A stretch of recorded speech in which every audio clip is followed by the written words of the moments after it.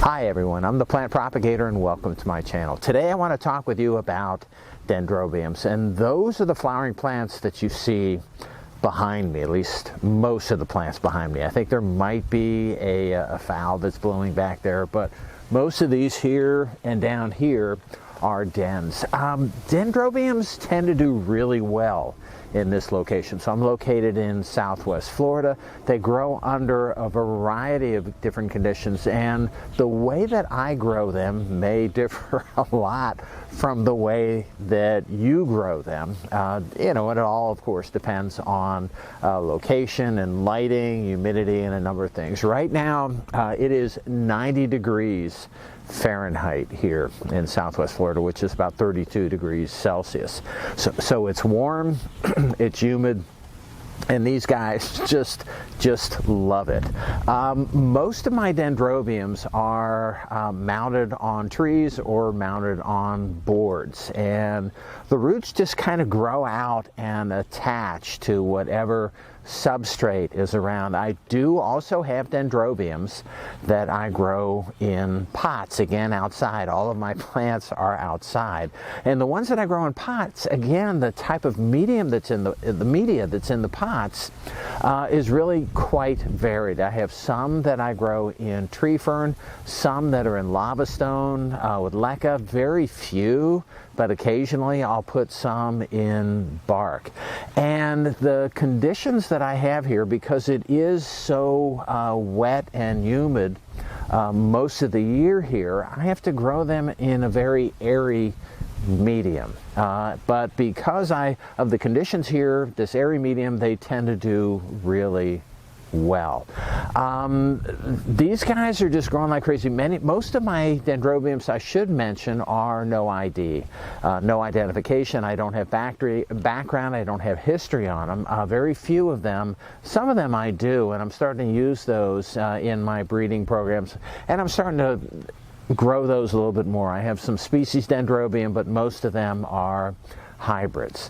What I want to share with you is how you propagate Dendrobiums, because I am the plant propagator. So some of my dens I've grown from seed, and you can make crosses between known Dendrobiums. I don't really like making crosses between unknowns, no ID Dendrobiums, because then you don't have background, you don't have history, you don't know what they're going to look like, and you can't register them. So I try to make crosses with those, and on some of my Dendrobiums I actually have seed capsules forming, and some of them I've had some name plants, and some of those plants are doing registered name plants, and some of those are doing really well. As far as propagation of Dendrobiums, it's so easy to propagate Dendrobiums. They really grow really nicely from keikis. And what keikis are, it's the Hawaiian word for child. So it is, these are the new outgrowths of shoots that come out of the canes on the side of the Dendrobiums. And most of the dens that I have behind me, that's how they grow. These will occur spontaneously, or you can induce them, and I'll show you both of those in just a second. So let me first show you, I want to grab this guy first to give you an indicator of how tolerant these guys are. So this is a Dendrobium, and I got to take it out of it's wired into this hanger, but it's wired into the hanger because it just comes right out, shown here. And this is a Dendrobium that was cut out of a date palm tree that used to be right there. I should mention the tree behind me is another date palm, and the date palm, this was cut out of a date palm because that tree that I'm pointing to right there is now gone, and the replacement is growing over there, so I'm going to have another date palm. But in the meantime, what happened is, before they cut the date palm down that used to be there, the crews that demolished my tree, they were really nice, and what they did is they took a chainsaw and cut this Dendrobium out of the tree. Now, for the most part, it's just been sitting there this has been sitting in this basket for the longest time, not doing anything. But about a month ago, I noticed a new cane growing out of this, and this is not really a keiki. This is a new bud, a new cane that's growing out of the base of this plant where the eyes are located. So this new growth has some nice green roots that are associated with this. So my idea was just to kind of leave it in this basket here and have the roots attached to the basket. And so this is one way, you know, and this, I should say, is really light. So this is one way that you can grow these. You can actually split these things apart. You can pull off these new canes that are growing out of these things if there's some leaves associated, and you can grow these things very easily. But these guys are just really tough. I should say that you know, even though I have back here and it doesn't look, you know, I haven't really said anything about the care. I do have irrigation in my yard that comes on 3 days a week, and then I do a fertilizer through a spray application 1 day a week. So these are heavily watered. During rainy season, it rains, which is coming up really soon.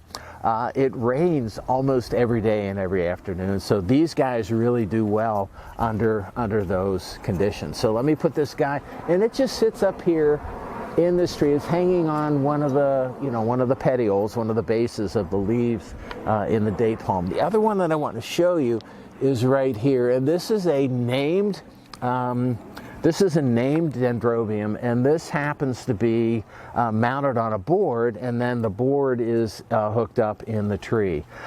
This one was gifted to me, and I'm really happy to get this.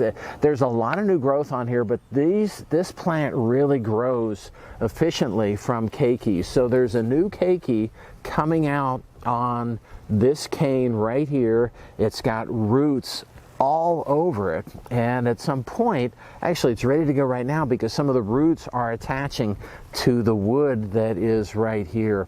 I might just let it attach. I don't really know if I want any more of these things. It has a nice small flower. This is called, I think, oh, no tag. Uh-oh, I know what it is. I think it's called mini purple. The tag, I think, oh, here it is. The tag is buried in here. And this is Dendrobium mini purple queen. So maybe I'll cut this off and make another Dendrobium out of this. But it's very prolific. It's doing very well. It has small purple flowers, as you might imagine from the name, and it has flowered repeatedly for me. But this just, I could stick it on the tree, but this just hangs on a mount that's on the tree. So let me put this back. Okay, and these are also, what I've shown you are some keikis that are forming that are spontaneous. But what you can do is, if you're brave and you have plants that you don't mind playing with a little bit, this is my favorite Dendrobium. This is Dendrobium Wu-Lang. It has just really nice big white flowers, purple lip, very vigorous growing plant. I have this in a pot behind my shed. I have another Wu-Lang, a clone of this plant that I generated from a procedure like I'm about to show you, that's growing on a Christmas palm in my backyard. And what I did on this is these canes grow, as you can see, they grow really long. So this is from a plant that's in a pot, that's in a small pot. And what happens is, because all of the canes are growing out into the sun, it gets a little heavy, top heavy, and it tends to fall off of the rack that I have the small pot when you have a bunch of canes that are this big that are weighing the plant over. So I actually have the plant wired to the rack that it's sitting on, but there's so many new canes growing out of it, and they're so long that this one I just had to cut off, and there may be a few more. The plant's really incredibly vigorous. So I've cut it off. One of the previous times that I did this, I cut it off and it sent out just like this, and I put this just on the shelves behind my shed. So a shaded location where it gets water from my irrigation 3 days a week, and then again when I fertilize, I just spray the whole thing. And I didn't really look at this until today before I decided to do this video. I saw that there might have been some new growths coming out of it, but I was surprised to see that there's a new growth. So there's a keiki coming out. So this is the base coming out of the top of this thing, and there's a nice root system associated with that. There's another keiki a little higher up on the same cane that is just starting to produce some very small roots. And so the interesting thing is, what do you do with this? So this is reaching out. Right now it's living off of the remnant energy in this cane, but this is what dens do, and this is what these things do. And you can do this. You can cut these things and let them sit out in the right, it's got to be high humidity, bright light, but not direct sun. That'll cook them.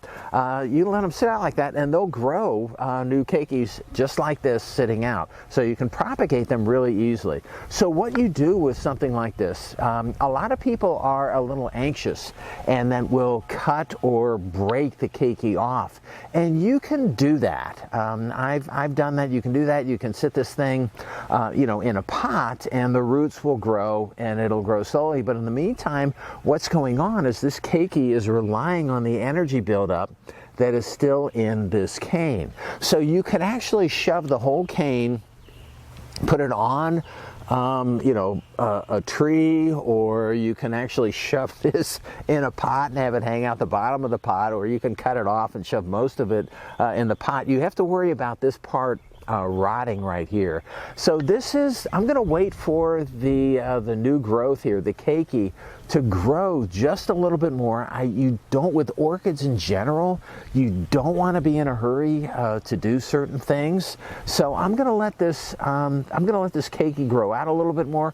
I'm going to let the other keiki that's next to it have the root, that's roots are just starting to grow. I'm going to let that grow out a little bit more as well. I'm going to wait until this cane is a little bit more shriveled up, and it can divert more of its energy into supporting these new keikis for growth. And then I'm going to, probably pot these two keikis up individually, and I'll have 2 more plants that I have no room for that I'm sure I'm gonna gift it to somebody else. The last Wu Lang that I gifted to a orchid growing friend, I talked to him yesterday, and he said that his Wu Lang plant from this is just incredibly vigorous. It's growing like crazy, which is what these guys tend to do. All right, so that's all I have for you today. I just wanted to share with you the Dendrobiums behind me that are flowering. I interspersed in there some of the Dendrobiums that are on the shelves next to my shed, some growing on my trees. I got them all over the place. They do well in a number of different growing conditions. The only thing that I don't love about Dendrobiums, and they bloom, I should say, these guys bloom all the time. They're almost in constant bloom. So the only thing that I wish I could have a little bit more of is fragrance. But Wu Lang, this one, there's fragrance associated with it, so that's why I tend to focus in on that plant. I'm trying to, and what I want to do is cross some other slightly fragrant Dendrobiums to make even more fragrant Dendrobiums, which is what I really like. Got a species den that I'm going to cross to it that's supposed to be a little fragrant, and we'll see how all that goes. Anyway, I just wanted to share with you my dens, share with you some information on how easy they are to propagate, and just give it a go if you can. All right, that's all I have for today. I hope you enjoyed my video. If you did and you want to keep on seeing them, it would help me out if you can click on like, share, and subscribe to my channel if you're not already a subscriber. All right, that's all I have for today. Again, I hope you enjoyed it, and happy propagating.